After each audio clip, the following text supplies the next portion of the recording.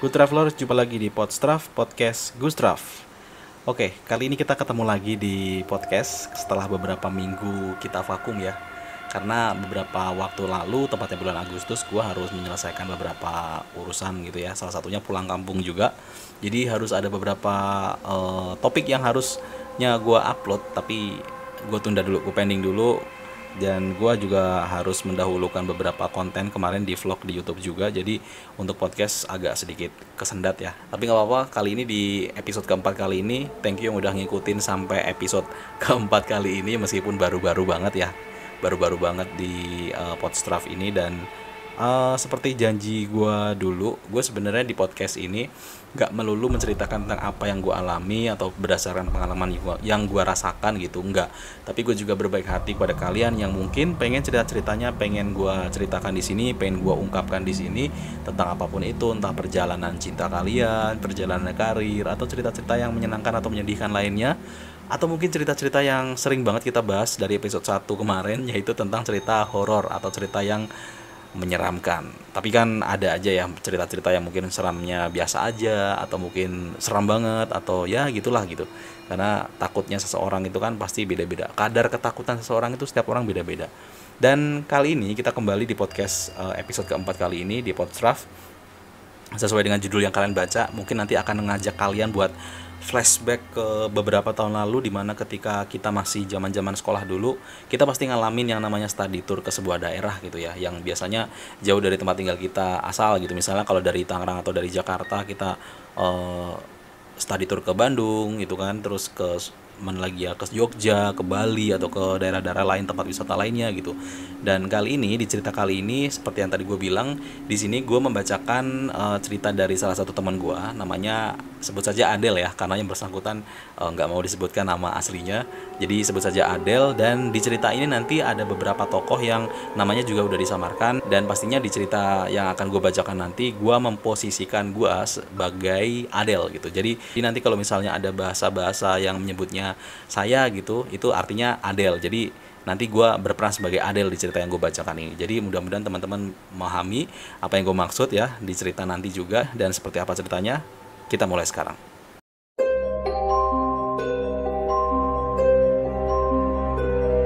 Tahun 2018, sekolah saya mengadakan study tour ke Kota Malang, Jawa Timur.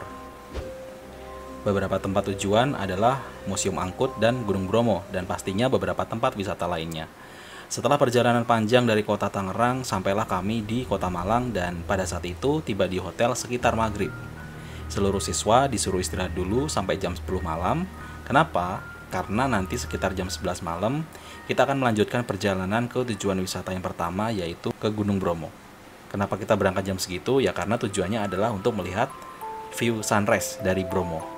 Nah, kebetulan saya dan teman-teman selalu berlima nih. Saya dan 4 teman saya, kita selalu bareng-bareng datangnya. Makanya ketika disuruh standby jam 11 malam, kita pun sudah standby di dekat parkiran bus pada saat itu.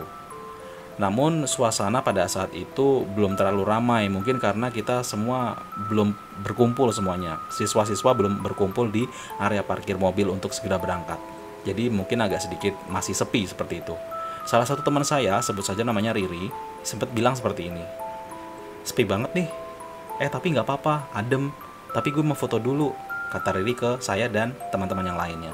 Nah akhirnya si Riri foto di dalam bus dengan posisi dari dekat tempat duduk supir dan kenek yang ada di depan itu, dengan angle foto yang mengarah ke belakang, ke arah bangku-bangku bus dan pintu belakang yang mau ke arah smoking area di dalam bus tersebut. Nah, namun dari sini kita semua belum sadar dengan hal apapun, dengan hal-hal aneh apapun, kita nggak tahu apa-apa. Kita belum merasakan apa-apalah pokoknya. Kita foto-foto, selesai, dan semua terlihat fine-fine aja gitu. Hingga akhirnya malam itu kami semua berangkat menuju tujuan kami, yaitu ke Gunung Bromo. Dan keesokan harinya masih berlanjut ke tempat-tempat wisata yang lainnya. Paginya ke Gunung Bromo, kemudian siangnya ke kebun apel, dan sore harinya kami tiba di lokasi tempat wisata namanya Museum Angkut. Mungkin teman-teman yang pernah ke Malang tahulah tempat wisata ini. Nah, sampai di lokasi kebetulan waktu itu sudah maghrib. Karena kami terlanjur kelelahan setelah dari Bromo tadi pagi, saya, Didi dan Wiwi kami bertiga memilih stay untuk menunggu di sekitar parkiran setelah foto-foto sebentar di Museum Angkut. Jadi nggak terlalu banyak mengeksplor atau foto-foto di sekitaran wisata tersebut di Museum Angkut, enggak, karena kami bertiga sudah terlanjur kecapean. Jadi sementara yang dua teman lainnya yaitu Riri dan Roro masih asik foto-foto di dalam Museum Angkut. Nah, saya dan kedua teman saya, kami bertiga yang menunggu di parkiran bus. Saking capeknya, jadi pengen istirahat sebentar di dalam bus untuk rebahan sambil menunggu yang lainnya selesai dan kembali ke bus. Tapi sebelum naik ke bus, Wiwi bertanya ke abang-abang supir yang kebetulan sedang ada di bawah dekat bagasi bus yang juga lagi ngumpul sama supir-supir lainnya. Wiwi bertanya, "Mas, di atas ada orang nggak?" Di atas, di dalam bis maksudnya. Nah, supir pun bilang, "Nggak ada, buka aja pintunya." Kata supir tadi seperti itu. Kita pun langsung masuk ke dalam bus. Dan biasanya kita nih kalau masuk-masuk ke ruangan atau ke dalam bus bilang Assalamualaikum atau mengucap salam seperti itu ya. Tapi entah kenapa, mungkin pada saat itu karena kami saking kelelahannya, pengen buru-buru cepat rebahan, pengen istirahat, kami pun lupa mengucap salam saat memasuki bus. Nah, kejadian aneh itu bermula dari sini, dimana saat kita baru naik ke dalam bus dan mata kita mengarah ke pintu belakang yang menuju smoking area. Teman-teman mungkin kebayang ya, satu pintu yang ada di bagian dekat belakang yang menuju ke smoking area atau toilet. Biasanya di dalam bus kan biasanya ada toilet dan smoking area. Ada satu pintu khusus itu untuk membatasi. Nah, di situ kami melihat pintu tersebut seperti ada yang membuka dan menutup. Jadi seperti ada yang sedang memainkan. Yang pastinya dengan bunyi pintu sedang dimainkan seperti apa sih, kalian pasti kebayang ya. Nah, kami pun saling pandang keheranan, karena kita ingat abang supir bus tadi bilang di atas nggak ada siapa-siapa. Kita pun berpikir, nggak mungkin itu kena angin, karena posisi bus pun juga sedang berhenti dan parkir. Jadi di dalam bis itu juga nggak ada angin yang sekencang itu bisa sampai ngebuka pintu, nggak mungkin juga gitu. Jadi rasanya kayaknya nggak mungkin, nggak ada satu hal apapun yang mungkin bisa menggerakkan pintu tersebut gitu. Kita semua heran di situ. Nah, pada saat itu saya berusaha untuk menenangkan teman-teman, kedua teman saya tadi, karena kami bertiga kan. Nah, berusaha untuk menenangkan yang lainnya sambil bilang, "Udah tenang, itu mah angin, slow aja." Padahal kalau boleh jujur, dalam hati saya pun saya juga takut banget. Karena gerakan pintu tadi makin kenceng, saya pun spontan ngajak kedua teman saya tadi untuk segera lari dan turun dari bus, lalu nyari abang-abang supir bus tadi di bawah. Kita pun cerita ke abang bus tadi sampai akhirnya dia juga naik ke dalam bus untuk ngecek pintu tadi. Ngecek pintu yang menurut kita seperti ada yang menggerak-gerakan seperti itu. Dan sampai abang supir tadi naik ke dalam bus pun, bunyi guncangan pintu tadi juga masih terdengar. Hingga akhirnya supir tadi pun keluar. Dan setelah keluar, bunyi pintu tadi juga berhenti. Saya rasa sih abang supir bus tadi juga sedikit ketakutan sih. Tak lama kemudian datanglah salah satu guru kami. Dan kami pun menceritakan semuanya ke guru tadi. Meskipun bu guru tadi juga terlihat menenangkan kami gitu ya, berkata, sudahlah, paling cuma itu angin gitu kan, cuma angin doang gitu. Tapi sepertinya beliau pun juga ada rasa takut dari raut wajahnya gitu. Dan akhirnya kami pun semua kembali ke dalam bus dan melanjutkan perjalanan kembali ke hotel untuk istirahat pastinya. Selama perjalanan pun menuju hotel lancar-lancar aja, nggak ada masalah. Dan kita pun juga nggak cerita ke siapa-siapa tentang apa yang kita lihat di bus tadi. Karena kita takut kalau yang lainnya kita ceritain juga, mereka juga ikut ketakutan. Dan itu akan lebih parah nanti takutnya. Dan singkat cerita pun setelah kami menyelesaikan perjalanan study tour kami selama 5 hari, kita semua kembali pulang. Selama perjalanan pun alhamdulillah nggak ada hal-hal yang aneh, nggak ada hal-hal ganjil, dan semua pun perjalanan lancar sampai kita semua sampai di rumah dengan selamat. Tapi setelah beberapa hari kemudian, sekitar 3 hari kemudian setelah kita pulang dari study tour tadi, salah satu teman kita, Riri, bercerita ke saya dengan menunjukkan foto-foto hasil jepretan kameranya. Ada satu foto yang sepertinya janggal, yaitu foto yang diambil oleh Riri pada saat akan berangkat ke Bromo, pada saat bus masih sepi. Masih ingat ya cerita yang di awal tadi ya. Nah, foto tersebut setelah di zoom karena sepertinya ada yang dalam tanda kutip penampakan seperti itu ya, ada hal yang gak wajar gitu, ada hal yang aneh. Setelah di zoom ketika kita perhatikan, ternyata di foto tersebut terlihat ada satu sosok perempuan. Dari posturnya terlihat seperti anak kecil berumur sekitar 10-12 tahun, memakai baju putih yang agak sedikit terbuka, atau bisa dibilang you can see ya, baju you can see seperti itu. Dan roknya warna pink, tingginya selutut roknya. Sosok tersebut tampak di foto itu nampak berdiri di balik kaca pintu belakang, menghadap ke depan atau menghadap ke kamera. Ya jelas pintu itu tadi, pintu yang tadi gerak-gerak sendiri tadi yang diceritakan di awal tadi. Saya pun dan Riri terheran siapa sosok tersebut, karena sepertinya tidak mungkin dia adalah salah satu dari teman kami, karena semua siswa yang ikut study tour tersebut pada saat itu semua memakai pakaian tertutup dan menggunakan kerudung. Otomatis saya dan Riri pun langsung teringat dengan tragedi atau kejadian pintu belakang bus yang bergeser sendiri pada saat study tour itu. Demikian cerita saya. Terima kasih. Oke, itu tadi gue berusaha menceritakan pengalaman yang dialami oleh salah satu teman kita, Adel, yang mengikuti study tour ya 2018 lalu. Ketika mungkin dia waktu itu masih SMA atau SMK ya.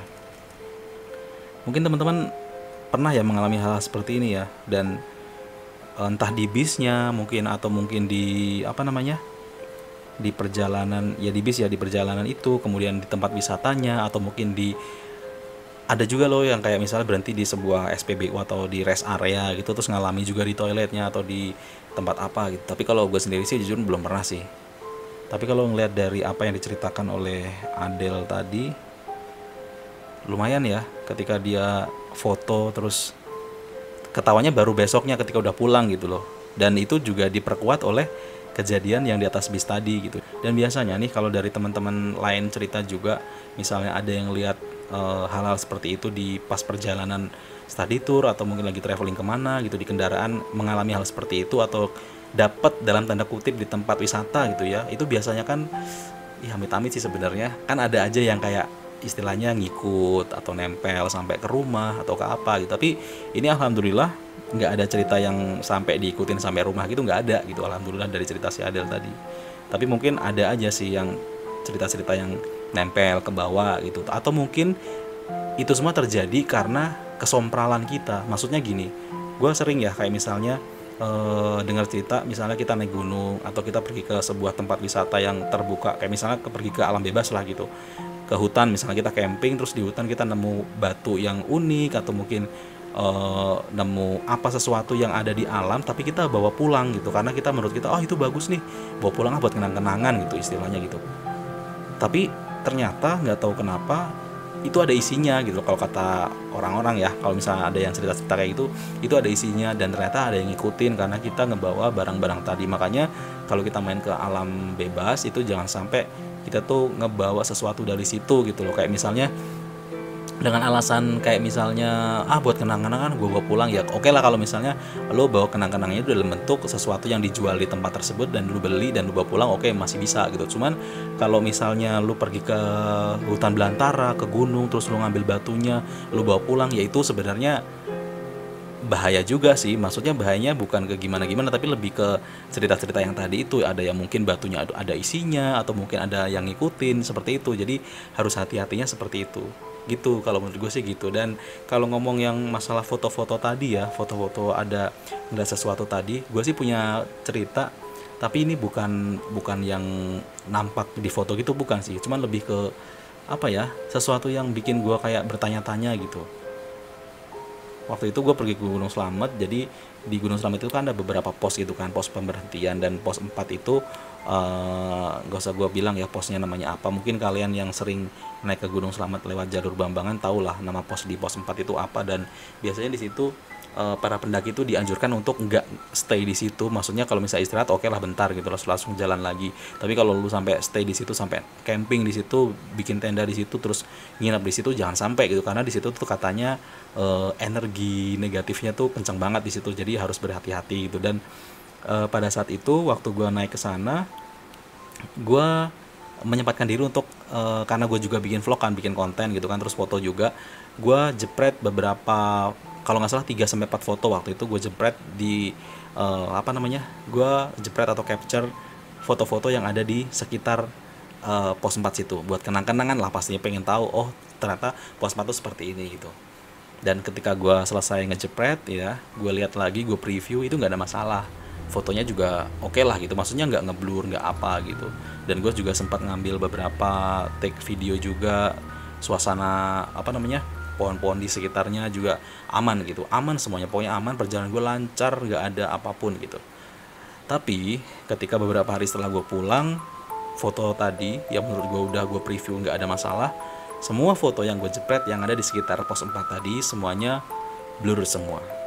Jadi nggak ada yang kayak hasilnya bagus tuh, nggak ada, semuanya blur semua. Gue nggak tahu kenapa blur semua gitu. Jadi kayak pas ngejepretnya tuh mungkin keguncang kali ya. Gue mikir positifnya gitu aja sih. Mungkin waktu itu gue salah, previewnya salah kali, mata gue ngelihatnya gitu. Gue mikir positifnya gitu. Cuman kalau gue mau mikir negatif ya, aduh kenapa nih gitu kan. Waktu itu perasaan fotonya hasilnya bagus-bagus aja, tapi kenapa setelah gue ngeliat di laptop, hasilnya gue pindah ke laptop, foto-fotonya itu tuh fotonya ngeblur semua. Bukan burem ya, bukan burem, tapi seperti ada hasil fotonya tuh kayak hasil guncangan gitu. Ketika lu ngejepret foto shutter gitu kan, itu seperti ada lu kayak keguncang, itu kan hasilnya akan kayak sedikit blur gitu kan. Bukan burem ya, bukan burem nggak fokus, tapi ini sebenarnya fokus, cuman agak sedikit kayak blur gitu loh.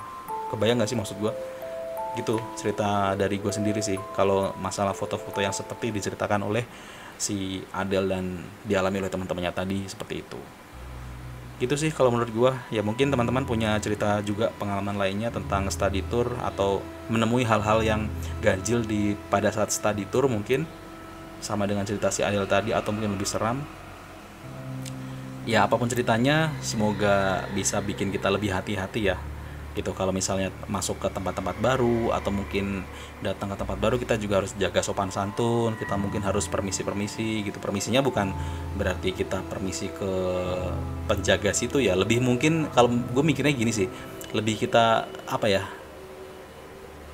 nggak sompral lah, kita nggak usah ngomong yang jorok-jorok, nggak usah ngomong yang kasar-kasar, maksudnya kita ngomong yang baik-baik lah kalau berada di lokasi yang bukan tempat tinggal kita gitu. Apalagi berarti kan kita dianggapnya sebagai warga baru kan di situ, orang baru gitu. Kita nggak boleh sembrono lah, nggak boleh semau kita sendiri. Jadi kita harus jaga sopan santun juga, karena di dunia ini kan pastinya kita nggak cuma ada kita, tapi juga ada dunia seberang juga yang mungkin sewaktu-waktu kita akan nggak sengaja melihat atau menemuinya gitu. Jadi harus tetap hati-hati. Dan terima kasih juga buat Adele yang udah ngirimin cerita ini, dan buat teman-teman juga yang mungkin yang tadi gue bilang pengen nitip cerita untuk diceritakan di sini, apapun itu ceritanya, silahkan kirim ke gue gitu. Gue akhiri cerita kali ini di Podstraff episode 4 kali ini. Terima kasih sudah menyimak sampai sejauh ini, semoga menghibur. Terima kasih, sampai jumpa di cerita selanjutnya.